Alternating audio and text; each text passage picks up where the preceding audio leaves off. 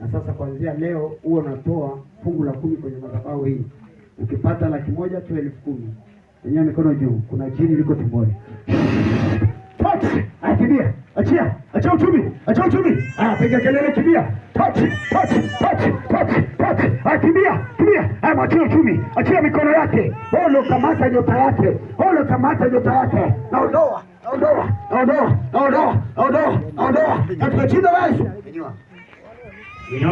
Uliomloga mama huyu, ukala pesa yake, ukaharibu uchumi.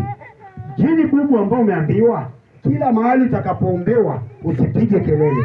Sasa saa yako kuchoma na kupiga kelele. Toka, toka, toka, toka, toka, toka, oka. Katika jina la Yesu. Moto wa Roho Mtakatifu, moto wa Yesu Kristo, na haribu kila ufalme na kila nguvu za mapepo na wachawi katika jina la Yesu Kristo.